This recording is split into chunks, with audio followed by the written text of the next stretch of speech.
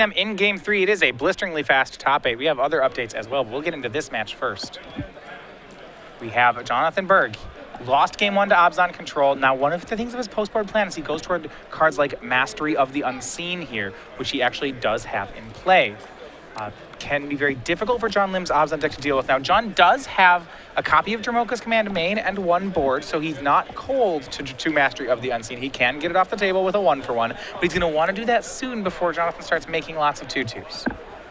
The updates that you do speak of, we've already talked about how Sam Birkenbile is in game number 2 against Gabe Hoglar. Birkenbile is up a game, and then Michael Fablinia with Green Red Dragons dispatched Drew I. Freddy, who was playing mono red, so maybe a bit of an upset there. Excuse me, Nathan Fablinia, not Michael. He defeated Drew, so he's through to the semifinals, so congratulations to him. Yeah, for Drew I. Freddy, another top 8 here in Dallas. Congratulations.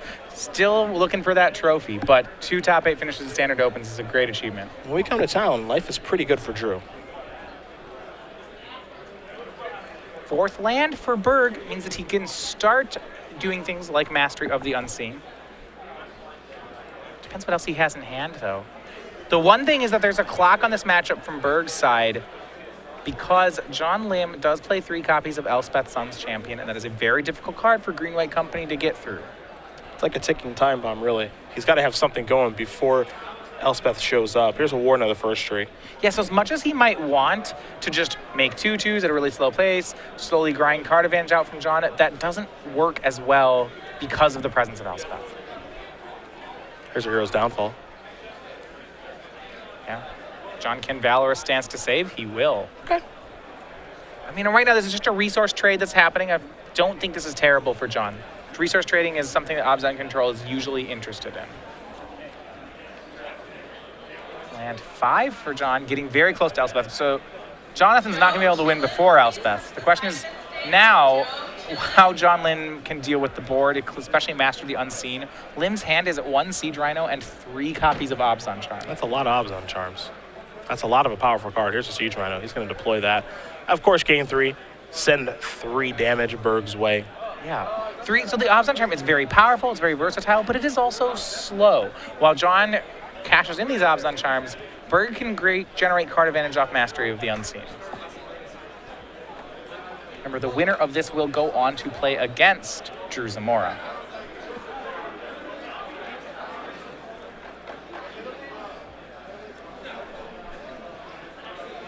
There's a morph. You have to imagine Den Protector here. Yeah, well, Den Protector's an option. It can also be Hidden Dragon Slayer. There are 2 of those in Jonathan's deck. The Rhino's going to come to the red zone here. Played it with 2 up. Yeah, you do wonder. And if one Rhino is good, a second one is better. Lim getting pretty aggressive now. Whether it's Den Protector or Hidden Dragon Slayer, both of them represent an answer to Siege Rhino. You see here, getting back Valorous Stance and gaining 2 life off Mastery of the Unseen. Life gain is going to matter quite a bit here because we're working our way into what looks to be a racing situation. Lim at 23, Berg at 11. But with an answer to Siege Rhino there in Valorous Stance, maybe the race is going to slow down here. I mean, if you're Lim, you're going to slow down the race, I imagine. He does have just 3 Obzon Charms in his hand. They are very versatile, but so he can change his game plan as long as Berg gives him time to do that.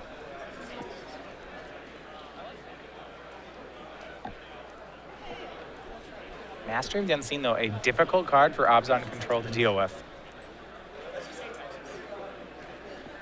2 mana. It's Valorous Stance time. See you later, Siege Rhino. Maybe Berg looking to get a little aggressive here. Looks like that's the case. In for 4, maybe more. There's a land. This will allow for Master of the Unseen activation. All right, instead of pumping up that Warden of the first tree, he's going for Mastery. So what John can do here, or what I imagine his game plan will be, he's going to try to bridge the gap to Elspeth. If he hits one of his 2 Dromoka's commands, he can take care of Mastery, but that's going to have to happen quickly. Yeah, no Elspeth in hand just yet for Lim. Again, those 3 Obzon Charms and a copy of Hero's Downfall are available. Elspeth is one of the best cards in the matchup. Den Protector is a unique way to work through it, though. I'm interested to see what he's going to try to do with these Obzon Charms. There wasn't, if he's planning to just draw 2 with one of them, there would have been an argument for doing that in main phase to try to hit land 6. Yeah, I think it's certainly possible now where he's just going to chip away a little bit and then say, all right, I was on chart my Siege Rhino at the end of turn, put 2+1/+1 counters on it and serve into the red zone. If Jonathan screws up and doesn't leave back enough toughness worth of blockers, John can actually just put many, many counters on Siege Rhino. Yeah.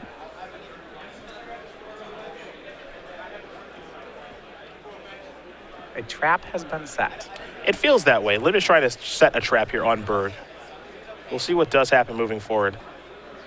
Because Berg is the one kind of in the defensive position. He's trying to go on the offensive, but he's at 6, so he might have to slow down a touch. I think if Berg actually assumes the control role here and attacks with next to nothing, that's actually the safest line for him right now. You know, he's already representing turning Warden into a 3/3 and manifesting this turn. That's a lot of value, and it's protects his life total the best. Well, one thing we don't know is what the manifest is down there. There was a Master of the Unseen activation. It could be anything. It could be a real creature that can gain some life, or it can just be nothing.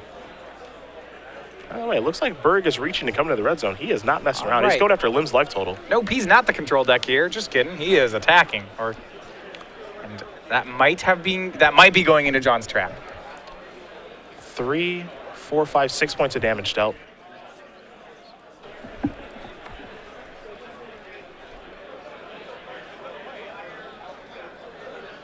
Lim may just take all the damage. Does he want to use an Abzan Charm as a kill spell?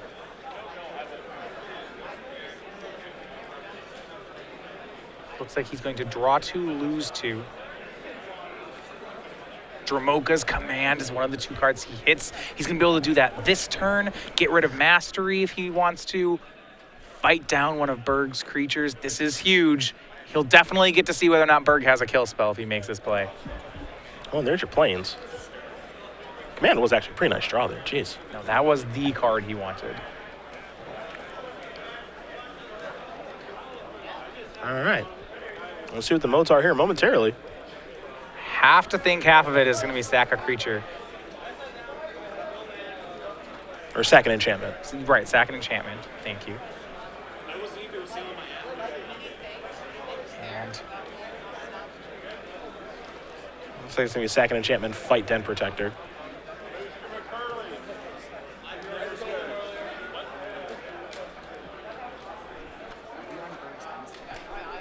yeah, this is on Berg's end step. He's doing that, so it'll be another manifest from Berg. But if a land was drawn here, That's big. Gaining that life is huge. yeah, that is very big. It goes to 10. So now the play of land, double Abzan Charm and Siege Rhino, no longer lethal. Yeah. Mastery's gone. Den Protector's gone. But John did not find land 6. But now his hand is Abzan Charm, Downfall, and, well, Elspeth Sun's Champion. Yep. Elspeth's huge here. Now that he's gotten rid of Mastery, Elspeth can control this board. That's land 6, too. Enters the battlefield untapped, so it could just be an Elspeth turn. Could be an Elspeth turn. I was wondering if he's going to try to get rid of the Fleece Main Lion before it can go Monstrosity, but with an active Elspeth, he doesn't really care. Yeah, I don't think so. Just chump block City. There's the 3 soldiers. I'm curious to see if he's going to attack with a Siege Rhino. Okay, he's going to. Berg down to 6. Things look like they have turned for the Abzan control player. If he can survive through this turn, it looks really strong for John Lim. There's a Temple of Plenty. Take a look at the top card here for Berg. It's going to the bottom from the scry.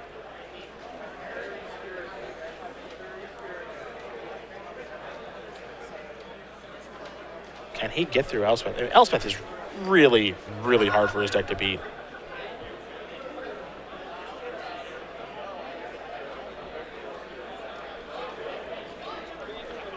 Berg, looking at this, he does have 6 mana here, so over the course of 2 turns, he could make Warden become a force to be reckoned with. It would force Lim to have another kill spell, or at the least to minus his Elspeth. Tough spot. We know Lim has a bunch of kill spells in hand, Downfall and Abzan Charm, so the Warden plan might be what Berg is going towards, but Lim has an answer for that. Well, and that's one of the really strong parts about Abzan control. When you're playing 4 Heroes Downfalls and Abzan Charms, the cards are just so versatile. There are very few permanents that they won't take care of. Well, it looks like we're still on Berg's turn at this point. He's just trying to figure out what to do. He has a Death Mist Raptor in hand. Maybe it's time to just try to clog up the board and try to work through. Not sure if he's going to be able to do that, though. Also makes you wonder what that manifests, if it's anything. Again, when you manifest something, kind of the assumption as a player is that it's not really anything, but there are Dent Protectors, there are Death Mist Raptors, Hidden Dragon Slayers. There are some real cards that can be unmorphed. Hidden Dragon Slayer would probably be the best one right now. It'll be good. Now the green-white compy deck doesn't have very... It still needs to get at that Elspeth, though. There are 2 copies of Glare of Heresy in Berg's sideboard. I imagine between Fleecemane Lion, Siege Rhino, and Elspeth that he has sideboarded them in. And if he had one, I think he'd cast one. I just don't think he has one at this point. I mean, Glare would be a huge draw. It'd have to be soon. Like, probably next turn. Yeah, probably next turn. I mean, Lim's plan is just going to be to plus Elspeth to 7, then minus it, and win immediately. Yeah. Plenty of chump blocking to be done. That's what Elspeth does. All right, he's coming into the red zone. I'm going to see 1-1, looks like. Just keep the life total safe. John Lim knows he has the inevitability. Let's see what the follow-up will be here. You saw Warren in the first tree not attack. That's a Death Mist Raptor. This is a Fleecemane Lion. There is a Elvis Mystic. All right, everything's on the table. And I actually like this line from Berg. Just get everything out. Go at the life total. He knows how little time he has. Great facial expression. Yeah? Sure. Right. Why not? Why not Siege Rhino? It's always time for Siege Rhino. Siege Rhino's pretty good. I guess I'll attack. So, yeah, it's what I've said at the card. It's always a good time for Rhino. I wonder how Berg is going to block here, because if he blocks wrong, he dies. Okay, so he's just blocking with Death Mist. If he does that, maybe he's blocking that way. If that's the block, Hero's Downfall plus Obzon Charm deals 6 damage. Yep. And there you go, Obzon Charm, Hero's Downfall, John Lim takes it. Congratulations to John Lim. He will defeat Jonathan Berg 2-1. Obzon Control will take care. What an attack. It'll take care of Green-White Collected Company. And that means he is moving on to play against Nathan Zamora. Zamora playing a Tarka Red. Congratulations to John Lim.